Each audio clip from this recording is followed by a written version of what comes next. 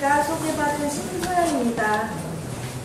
원래 저는 유럽연합법 전공입니다만 2017년 프랑스 헌법학회 정기학술대회에서 박근혜 대통령 탄핵 심판과정 전반에 걸친 법적 문제점에 대해 비교 헌법적 관점에서 비판하는 논문을 발표했고 2020년 4월 한국 총선 결과를 프랑스에서 지켜보며 선거 부정 의혹에 대해 학술적인 문제 제기를 할 필요성을 느껴 관련 논문을 써서 프랑스 헌법 학술지에 2021년 가을호에 게재된 바 있습니다.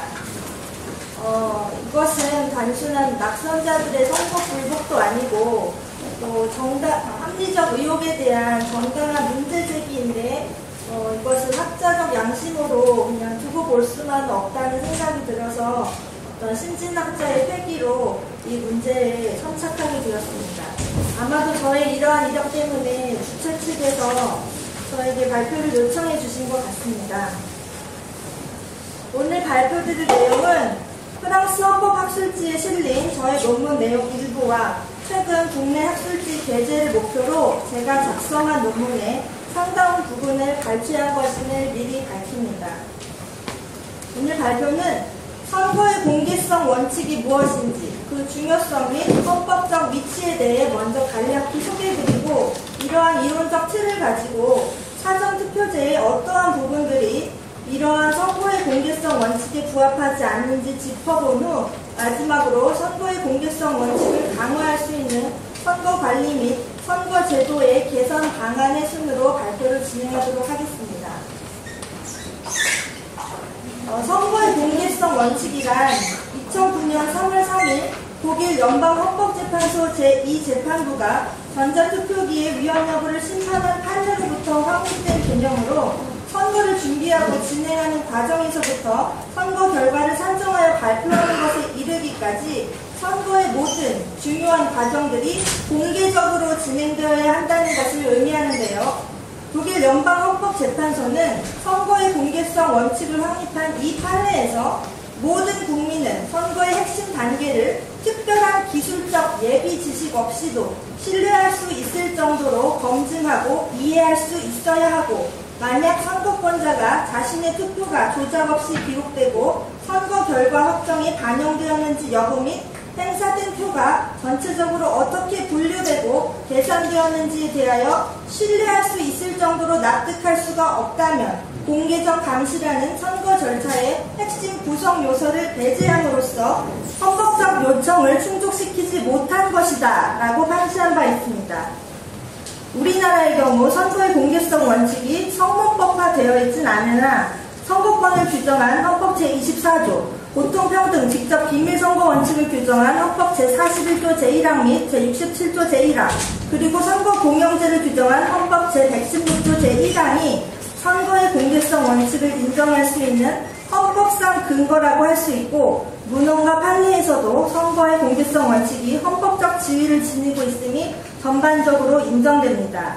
특히 2012 헌마 316 결정에서 우리 헌법재판소는 선거의 공개성 원칙을 명시적으로 언급하진 않았지만 투표를 통해 표출된 국민의 의사가 정확한 선거 결과로 반영되어야 하고 이를 위해서는 개표 절차가 관리 감독, 나아가 실질적 감시에 놓여야 한다고 판시한 점 후속 결정에서는 더 나아가 투표지 분류기 사용으로 유관에 의한 확인, 심사, 검열이 배제되는지 여부 및 선거 종료 이후에 실물 투표지를 통하여 투표 결과를 검증할 수 있는지 여부까지 판단하였다는 점을 고려하면 우리나라 헌법재판소는 선거의 공개성 원칙을 사실상 인정했다고 볼 수 있습니다.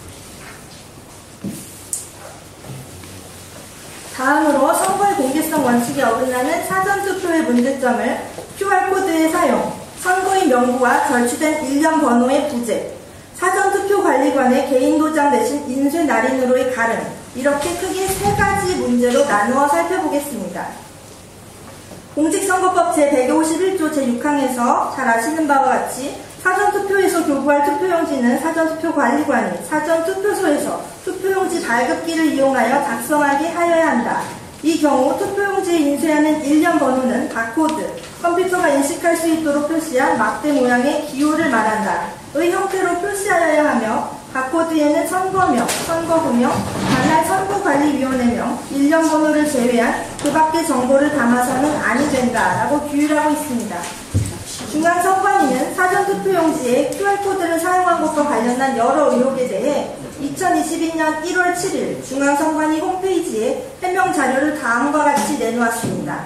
첫째, 중앙선관위는 QR코드에 선거명, 선거구명, 관할 선관위명, 일련번호 이렇게 총 31개의 숫자로 구성되어 있을 뿐 그 밖의 정보는 전혀 포함되지 않았다고 해명했습니다.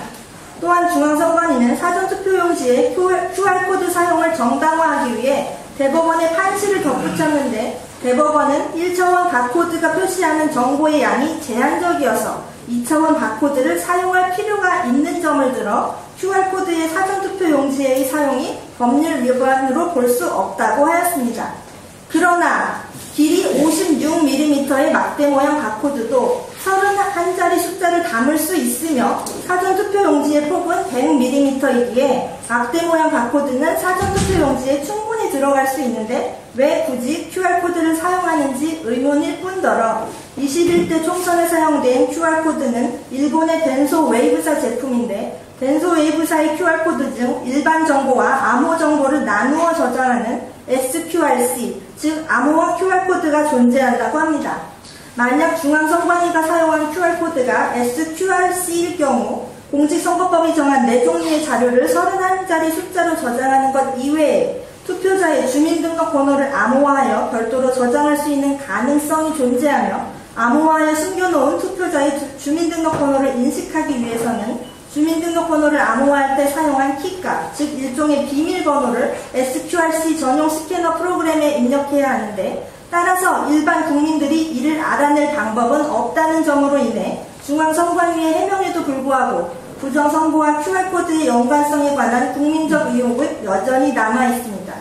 둘째, 막대 모양 바코드가 아닌 QR코드의 사용이 공직선거법 위반인지에 관한 질문에 중앙선관위는 QR코드는 진일보한 바코드이며 인쇄 면적이 적고 투표용지 훼손 시에도 인식률이 높아 사용한다고 밝혔습니다. 그러나 훼손 시 인식률을 염려하여 QR코드를 도입한 것이라면 현재 사용 중인 QR코드의 용량을 고려할 때 QR코드 복원력의 LMQH의 4단계 중 복원력이 최상인 H단계를 충분히 설정할 수 있음에도 불구하고 왜 복원력이 최하인 L단계를 사용하였는지 의문입니다. 따라서 사전투표용지에 QR코드를 사용하는 것에 대한 중앙선관위 해명은 국민들의 의혹을 불식시키기에는 여전히 충분치 못합니다. 이러한 의혹들에 대한 검증을 제도적으로 할 수 없다면 선거 관련 의혹들에 관한 통제 가능성에 문제가 있다는 뜻이고 따라서 선거의 공개성 원칙을 훼손하는 결과로 이어집니다. 다음으로 선거인 명부와 절취된 일련번호 부재의 문제를 말씀드리겠습니다. 사전투표의 경우 누가 어느 투표에서 투표에 참여할지 미리 알 수 없기에 선거인 명부를 준비해둘 수 없으므로 선거인이 사전투표소에서 신분증명서를 제시하여 본인 확인을 받은 후 전자적 방식으로 손도장을 찍거나 서명한 후 투표용지를 받아 투표하는 시스템으로 이루어져 있습니다. 사전투표의 경우 선거일 당일 투표의 선거인 명부에 상응하는 것은 중앙선관위가 해당 선거인에게 투표용지가 교부된 사실을 확인할 수 있도록 신분증명서의 일부를 전자적 이미지 형태로 저장한 신분증명서의 전자적 이미지 파일입니다. 이러한 파일은 실물적 물증이 아니며 중앙선관위의 서버에 남아있는 전자기록에 불과하므로 부정한 개입에 의한 선거 조작의 가능성을 철저히 차단하기 어렵습니다. 게다가 공직선거법 제158조 제2항 후문에 따르면 이러한 신분증명서의 전자적 이미지 파일을 선거일의 투표 마감 시각까지만 보관할 의무를 질 뿐인 바 그 결과 사전투표의 경우 선거일의 투표 마감 시각이 지나버리면 사전투표의 무결성을 사후 감사하기 위해 필요한 유력한 증거가 사라져버린다는 것이 심각한 문제입니다. 선거관리의 절차적 투명성에 관한 요구는 국민의 선거권 보장을 위한 정당한 요구라는 점을 고려할 때 선거인이 사전투표 명단과 당일투표 명단에 관한 정보 공개를 선관위에 요청하는 행위는 선거의 공개성 원칙과 관련하여서도 정당하며 따라서 이러한 요청이 있을 경우 개인정보 보호의 원칙을 위배하지 않으면서도 정보 공개를 요청한 선거인이 사전투표 명단과 당일투표 명단에 비교를 할 수 있도록 하는 방안을 제도적으로 마련하여야 할 것입니다.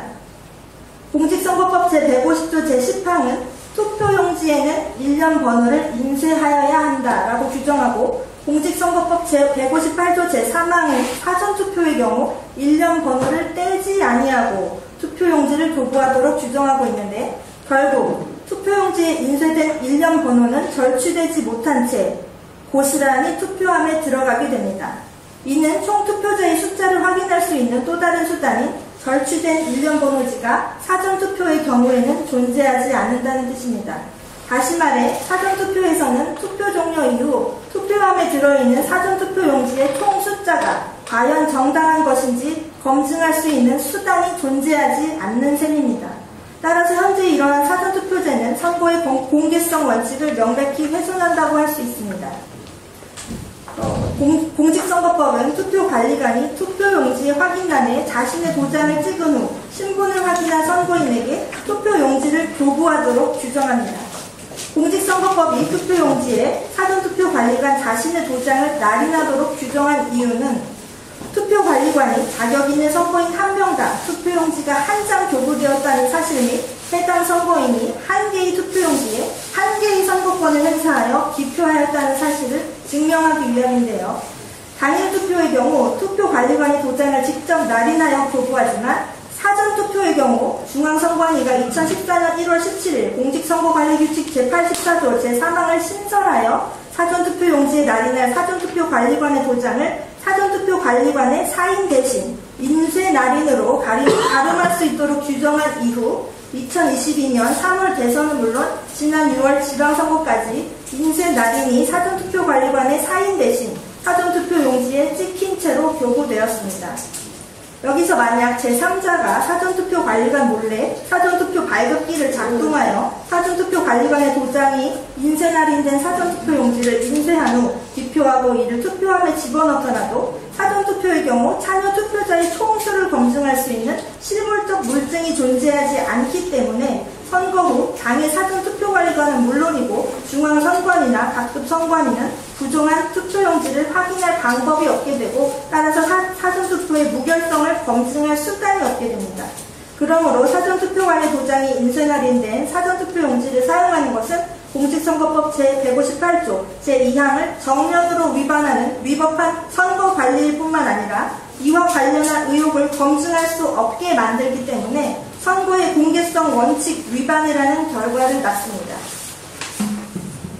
선거권 침해를 예방하고 선거의 공개성 원칙에 부합하도록 현재의 선거관리 및 선거제도를 개선하기 위한 방안으로 사전투표제의 전면적 폐지, 투명한 투표함의 도입, 투표소와 개표소의 일치, 선거 후 감사의 일종인 디지털 포렌식을 사용하는 위험 제한 감사, 리스크 리미팅 오딧의 도입, 이러한 선거 후 감사를 위해 보전해야 할 증거 목록의 강화, 그리고 대통령 선거와 국회의원 선거와 관련한 소송에서 최고 관할 기관을 대법원에서 헌법재판소로 전환할 것을 제안하고자 합니다.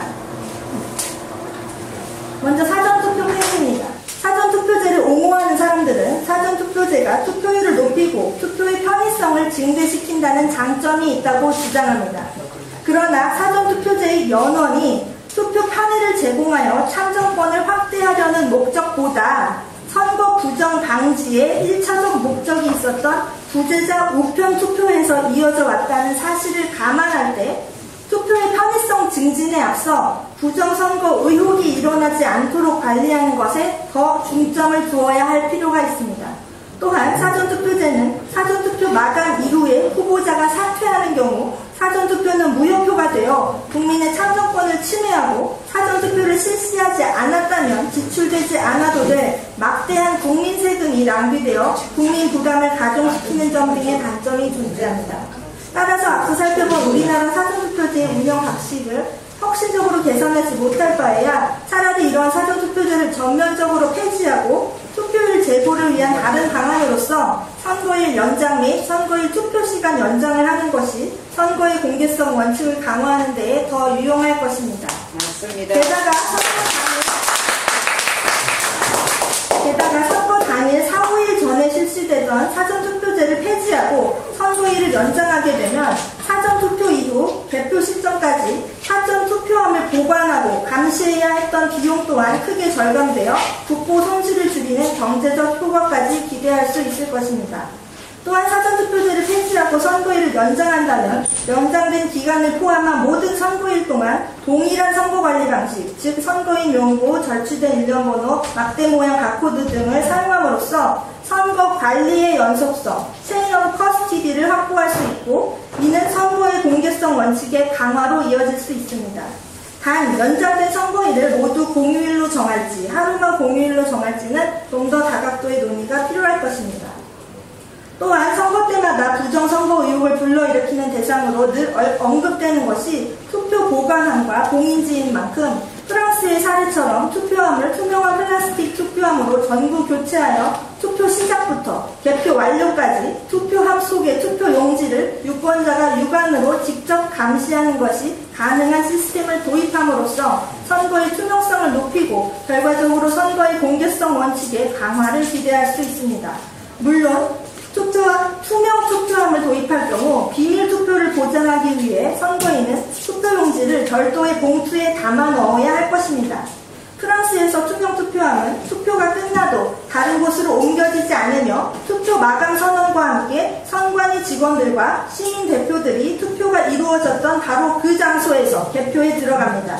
이렇듯 투표소와 개표소를 일치시키는 선거관리 시스템으로 바꾼다면 투표함이 이동하는 과정에서 경찰과 참관인들이 따라붙고 이 과정에서 잦은 실랑이가 벌어지는 등의 문제에서 벗어나 시간적, 물리적, 인적 비용을 줄일 수 있을 뿐만 아니라 투표함 이동 과정에서 부정이 개입될 수 있는 가능성을 원천적으로 차단할 수 있고 사전투표함 보관 중 감시를 위해 CCTV 설치 및 녹화된 필름을 보관하는 비용 등이 들지 않게 됩니다. 프랑스의 경우 투표소와 일치된 개표소에서 투명한 투표함에 담긴 투표 봉투들을 개표 사무원들이 직접 손으로 개봉하여 투표 용지를 투표 봉투로부터 분리하는데 이 과정에서 자연스럽게 수개표가 이루어집니다. 우리나라 공직선거에서 투표소와 개표소를 일치시킨다면 개표 과정에서 투표 용지를 봉투로부터 분리하기 위한 기계 장치를 이용할 수도 있겠으나 선거의 공개성 원칙과 관련하여 이러한 기계 장치에 대한 검증 가능성 역시 보장되어야 할 것입니다. 선거시 개표를 100% 수개표로 진행하지 않고 정당별, 후보자별 투표지 분류를 위해 투표지 분류기 및 이와 관련한 전산 장비를 사용해야 한다면 이러한 장비들에 대한 불필요한 의혹을 불식시키기 위하여 모든 선거 관련 데이터와 시스템의 수정 및 삭제가 불가능하도록 보존 조치가 잘 되어 있는지 단순한 육안으로의 검증이 아닌 전자적 검증 방식을 통한 검토가 반드시 수행되어야 할 것입니다. 따라서 선거 부정과 관련한 의혹이 제기된 선거구나 지역에 한하여 이에 관한 선거구 감사의 일환으로 각 분야의 정치 중립적인 전문가들로 구성된 국제적 선거감시단을 정부가 초청하여 이러한 국제적 선거감시단이 투표지 분류기를 통한 개표 결과와 통제를 맡은 컴퓨터들에 저장된 정보를 비교하여 두 자료가 서로 일치하는지를 검토하도록 함으로써 선거 결과가 정확하다는 통계적 확신을 제공하는 위험 제한 감사, 리스크 리미팅 오딧을 수행할 수 있도록 법적 장치를 마련하는 것을 고려해 볼 수 있습니다. 한편 국제적 선거감시 전문가 그룹이 선거감사를 위해 필요한 충분한 정보 및 자료를 얻게 하기 위하여 보전할 증거 목록 또한 강화할 필요가 있습니다.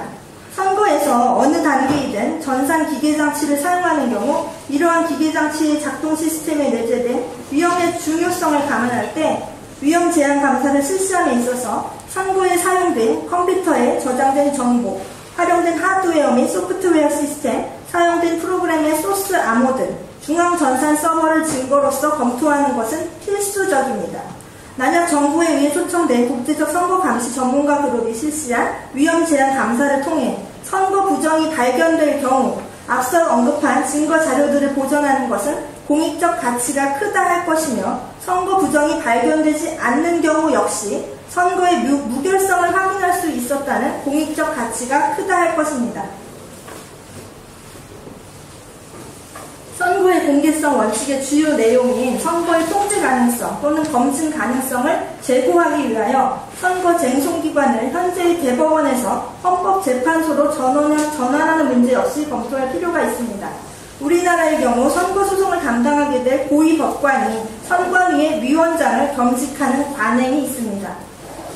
이러한 관행은 선관위와 사법부가 과도하게 결연된다는 문제를 불러일으킬 수 있는데, 예를 들어 어느 한 선관위가 선거소송의 피고가 될 경우 해당 지역 법원의 부장판사급 법관이 해당 선관위의 위원장인 경우가 많다는 점을 고려할 때 증거 보전 절차를 담당하는 해당 지역 법원 자신이 선거소송의 피고인 상황 속에서 소송 과정에 필요한 증거 보전 목록의 채택이나 증인 채택 등의 과정 및 재검표 등의 선거 과정의 공정성에 의구심이 드는 것은 당연합니다.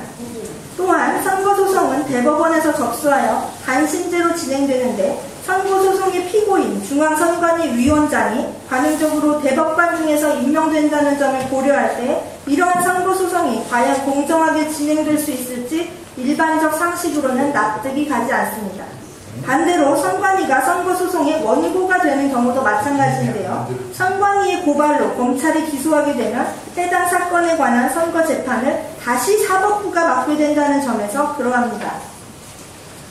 실정법 규정에 구속되지 않고 선거소송을 살펴본다면 대통령 선거와 국회의원 선거에 관한 소송은 헌법재판의 개념 요소를 모두 충족하므로 이러한 관점에서 최소한 이 두 선거에 관한 소송은 헌법재판소가 관할하는 것이 타당하다고 보여집니다.